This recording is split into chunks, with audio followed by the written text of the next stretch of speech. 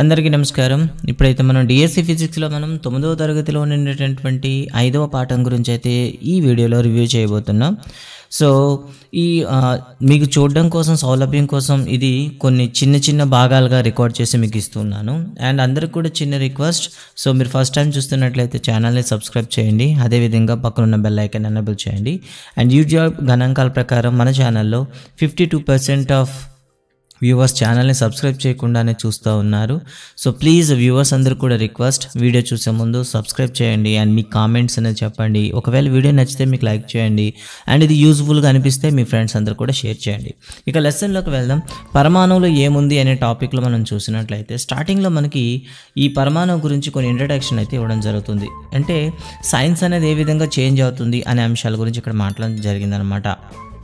పదార్థాలన్నీ పరమాణువులతో నిర్మితమై ఉంటాయి అని ముందు అధ్యాయంలో మనం నేర్చుకున్నాం. సో అలా అనుకుంటే మొట్టమొదటిగా జాన్ డాల్టన్ ప్రతిపాదించాడు.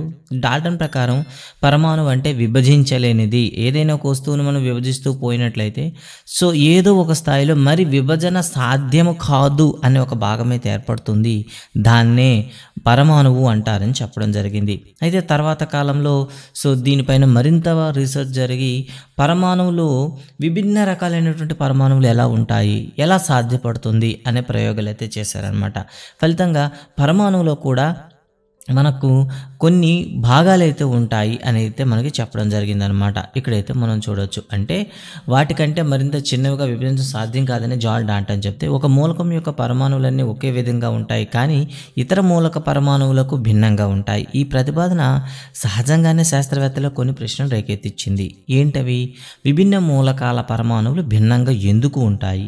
పరమాణువులో ఒకేలా లేదా విభిన్నంగా ఉండేలా చేసేది ఏదైనా పరమాణువులో ఉంటుందా? అంటే ప్రక్క పరమాణువుతో విభేదించేటటువంటి నిర్మాణంలో ఏమైనా వ్యత్యాసం ఉంటుందా?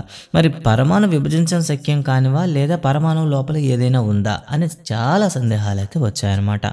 అలా ఎప్పుడైతే శాస్త్రవేత్తల ప్రశ్నలు మొదలయ్యాయో వాళ్ళు ఏం చేశారు, ఇక రీసెర్చ్ అనేది మొదలు పెట్టడం జరిగింది. అయితే పరమాణువులో మనం సాధారణంగా కంటితో చూడలేనంత చిన్నవిగా ఉంటాయి.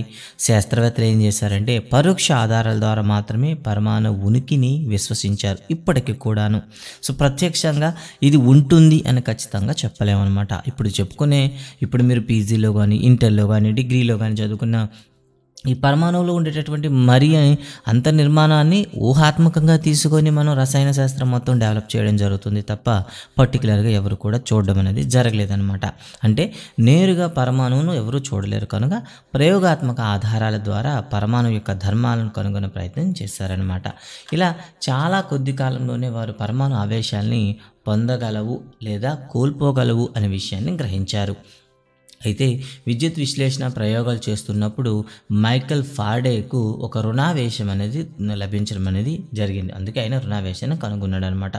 ఇతను కనుగొన్న విషయం పరమాణువులు విభజించబడవు అనే భావనపై అనేక సందేహాలు దారితీసింది. అంటే పరమాణువులో రుణావేశాన్ని పొందుతాయి అని చెప్పిన తర్వాత అంటే పరమాణువులో ఇంకేదో అంతర్నిర్మాణం ఉంది అనే అంశం అనేది అందరికీ సందేహం వచ్చింది. తటస్థమైన పరమాణువులు విద్యుదావేశాన్ని పొందడానికి కారణం ఏమిటి అనే సందేహం వచ్చింది. సాధారణంగా పరమాణువులు తటస్థంగా ఉంటాయి, అలాంటప్పుడు ఈ రుణావేశం ఎందుకు పొందింది అనే సందేహాలు వచ్చాయి. ఇది పరమాణువు విభజింపశక్యం కానిది అనే డాల్టన్ సిద్ధాంతంలోని ప్రతిపాదనకు విరుద్ధంగా ఉంది. పరమాణువు కొన్నిసార్లు ఆవేశపూరిత కణంగాను ప్రవర్తించాలంటే కారణం దానిలో తప్పక అత్యంత సూక్ష్మ కణాలు ఉండాలి అనే భావనకు దారితీసింది. పరమాణువు విద్యుత్ పరంగా తటస్థమైనవిగా తీసుకున్నాం కనుక పరమాణువులో సమాన సంఖ్యలో ధన మరియు రుణావేశాలు ఉండి ఉంటాయి అనే భావన శాస్త్రవేత్తలు కలగడం జరిగింది. ఈ భావనే పరమాణువులో ఉన్న ఉపకణాల గురించి పరమాణు అంతర్నిర్మాణం గురించి శాస్త్రవేత్తలకు ఆలోచించడానికి అవకాశం కల్పించింది. సో ఇది మొదటి పేజీలో. అయితే మొదటి పేజీలో మనకు ప్రశ్నించడానికి అవకాశం ఉండే అంశం ఏంటంటే మొట్టమొదటి పరమాణు సిద్ధాంతాన్ని ప్రతిపాదించింది ఎవరు అంటే జాన్ డాల్టన్. గుర్తుంచుకుంటారు. సో జాన్ డాల్టన్ పరమాణు సిద్ధాంతం ప్రకారం పరమాణువులు అనేవి విభజించడానికి సాధ్యం కానివి అని చెప్తాం అనమాట. ఇక రెండో పేజీలోకి వద్దాం. ఉపపరమాణు కణాలు అంటే ఏమిటి అనే దాని గురించి రెండో పేరాలో ఇచ్చాడు. చాలా వరకు మనకు ప్రశ్నలు రావడానికి అవకాశం ఉన్న పేజీ అనమాట. శాస్త్రవేత్తలు ఎప్పుడు కూడా మనకు శాస్త్రీయ దృక్పథం గురించి చెప్పేటప్పుడు నూతన సత్యాలు ఆవిష్కరించడం వల్ల గతంలో ఆవిష్కరించిన సిద్ధాంతాలకు విరుద్ధంగా ఏర్పడవచ్చని మనం నేర్చుకుని ఉంటాం. అలా శాస్త్రవేత్తలు నూతన సత్యాలు ఆవిష్కరించినప్పుడల్లా విజ్ఞాన శాస్త్రంలో సిద్ధాంతాలు మారుతుంటాయి. నూతన సమాచార సేకరణ వల్ల కూడా కొన్నిసార్లు ఆలోచనలోనూ నమూనాలలోనూ మార్పులు వస్తుంటాయి. ఫర్ ఎగ్జాంపుల్ ఇక్కడ మనకి డాల్టన్ పరమాణు సిద్ధాంతం అండ్ ఉదాహరణకు మనం చెప్పాలంటే కాంతి కణ సిద్ధాంతం తర్వాత తరంగ సిద్ధాంతంగా మారింది, తర్వాత మనకు విద్యుదయస్కాంత సిద్ధాంతంగా మారింది, చివరికి వచ్చేసరికి ప్లాంక్ క్వాంటం సిద్ధాంతంగా మారింది. ఇలా ఒక్కొక్క సిద్ధాంతం అనేది ఇప్పటికప్పుడు అప్డేట్ అవుతూ ఉంటుంది అలా అనమాట. సో పరమాణువులు విభజింపలేనివని డాల్టన్ చెప్పాడు, కానీ ప్రయోగ ఫలితాలు పరమాణువులను విభజించవచ్చని, అవి చిన్న కణాలతో తయారవుతాయని తెలియజేయడం జరిగింది. ఈ కణాలు పరమాణువు కన్నా చిన్నగా ఉండి పరమాణువు లోపలే ఉంటాయి, కావున వీటిని ఉపపరమాణు కణాలుగా పిలుస్తారు. సో ఉపపరమాణు కణాలని వీటిని అంటారు. సో దీనిపైన కూడా మనకు ప్రశ్న ఉంటుంది. సో ఇప్పటి వరకు అయితే మనకు 10th క్లాస్ వరకు అయితే ఉపపరమాణు కణాలు కేవలం 3 రకాలుగానే చెప్పుకుంటాం. కానీ 10th క్లాస్ తర్వాత మళ్ళీ మీసాన్ ఈసాన్ వంటి కణాల నుండి మళ్ళీ మనకి రావడం జరుగుతుంది.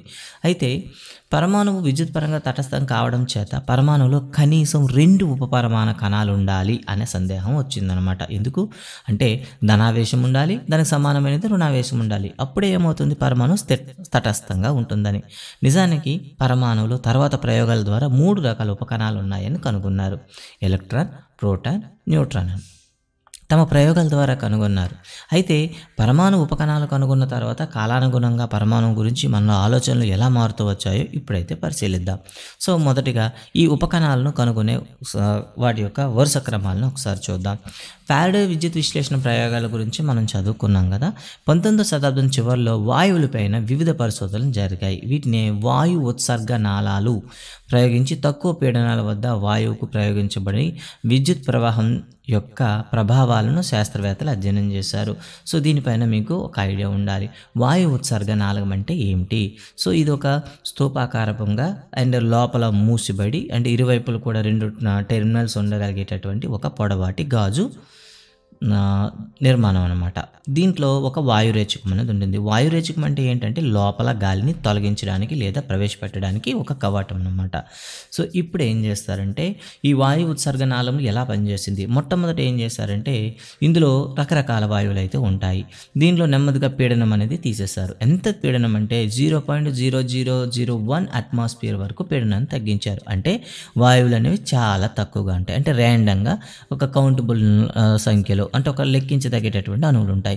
ఇప్పుడు దీనికి అత్యధిక వోల్టేజ్ని 2 టెర్మినల్స్కి కలిపారనమాట.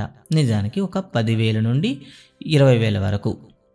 సో 10,000 నుండి 20,000 వోల్టేజీల వరకు పంపించారనమాట. పంపించేసరికి ఇందులో ఉండే ఏవైతే వాయు కణాలు ఉన్నాయో వాయు కణాలపైన విద్యుదావేశం పనిచేయడం వల్ల ఈ ధనావేశ ప్లేట్ నుండి ఒక సన్నని కాంతి కిరణం అనేది రుణావేశం వైపు వెళ్ళడం జరిగింది. సో ఈ రుణావేశం ఎందుకు వెళ్ళింది ధనావేశం నుండి రుణావేశం కానీ చాలామంది అయితే ప్రయోగాలు చేశారనమాట. దీన్ని మనం ఏమంటాం శూన్యనాళిక లేదా వాయు ఉత్సర్గ నాళిక ప్రయోగం అని పిలుస్తాం అనమాట. సో తర్వాత కాలంలోనే దీనికైతే పేరు పెట్టారనమాట. సో ఈ ప్రయోగాన్ని చేసింది 1897వ సంవత్సరంలో జోసెఫ్ జాన్ థామ్సన్ అనే బ్రిటిష్ భౌతిక శాస్త్రవేత్త. గుర్తుంచుకోండి. సో న్యూ ఎలక్ట్రాన్ని కనుగొన్నది ఎవరు అంటే జేజే థామ్సన్ అని పిలుస్తాం లేదా జోసెఫ్ జాన్ థామ్సన్ అంట 1897వ సంవత్సరంలో కనుగొనడం జరిగింది. ఈయన ఇంగ్లాండ్ దేశస్థుడు, అందుకే మనం బ్రిటిష్ శాస్త్రవేత్త అని పిలుస్తాం అనమాట. ఈయన రుణావేశమైనటువంటి ఎలక్ట్రాన్లను కనుగొనడం జరిగింది. ప్రారంభంలో ఆయన వేరువేరు పదార్థాల్లో ఉండే రుణావేశిత కణాలను విభిన్నంగా ఉంటాయని భావించాడు. కానీ అనేక పదార్థాలపై చేసిన ప్రయోగాల ద్వారా కణాలన్నీ ఒకే విధంగా ఉంటాయని గుర్తించాడు. అంటే లోపల వాయువులను మారుస్తూ ఉదాహరణకు నార్మల్గా ఉండే గ్యాస్, తర్వాత హైడ్రోజన్, తర్వాత ఆక్సిజన్, అప్పట్లో ఉండే అందుబాటులో ఉండే వాయువులను పెట్టి ప్రయోగాలు చేశారనమాట. చివరికి వీటి యొక్క ద్రవ్యరాశి చాలా తక్కువగా ఉంటుందని కనుగొన్నారు. వాటికి ఎలక్ట్రాన్స్ అని పేరు పెట్టారనమాట. ఈ విధంగా మొట్టమొదటిగా ఆవిష్కరించబడిన అధ్యయనం చేయబడిన ఉపపరమాణు కణాన్ని ఎలక్ట్రాన్ అంటామన్నమాట. ఈ ఎలక్ట్రాన్ని ఈ నెగిటివ్తో సూచిస్తాము.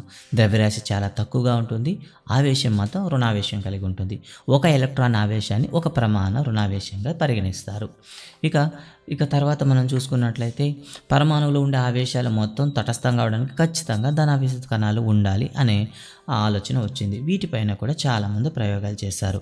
సో దీనికి చిట్ట చివరిగా 1920లో గోల్డ్ స్టీన్ అనే శాస్త్రవేత్త ఈ ధనావేశిత కణాన్ని కనుక్కొని దానికి ప్రోటాన్ అని పేరు పెట్టాడు. సో ఈ శాస్త్రవేత్త తన ప్రోటాన్కి ధనావేశం ఉంటుందని చెప్తూ ఇలా మనకి గుర్తించాడు అనమాట, పి పాజిటివ్గా చెప్తూ. అంతేకాకుండా ఎలక్ట్రాన్ ద్రవ్యరాశికి 1836 రెట్లు పెద్దదిగా ఉంటుందని చెప్పాడనమాట. సో ఇక్కడ కన్ఫ్యూజ్ అయితే వస్తుందన్నమాట, గుర్తుంచుకోండి. ప్రోటాన్ ద్రవ్యరాశి ఎలక్ట్రాన్ ద్రవ్యరాశికి 1836 రెట్లు ఉంటుంది, లేదా ప్రోటాన్లో ఎలక్ట్రాన్ ద్రవ్యరాశి ఎంత అంటే 1836. సో ఇన్ కేస్ మీకు 1840 ఇచ్చినా కూడా కరెక్టే, ఎందుకంటే 2 ఆన్సర్లు మనకు టెక్స్ట్ బుక్లో ఇవ్వడం జరిగింది. ఓకే, ఇక ఆవేశం చూస్తే ఒక ప్రమాణ ధనావేశంగా మనం తీసుకుంటారు.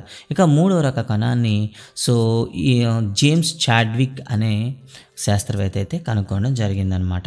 సో 1932 సంవత్సరంలో ప్రోటాన్కు దాదాపు సమాన ద్రవ్యరాశి గల ఆవేశం లేని పరమాణువులు కణాలు ఉంటాయని చెప్పాడనమాట. వీటిని న్యూట్రాన్స్ అని పేరు పెట్టాడు జేమ్స్ చాడ్విక్.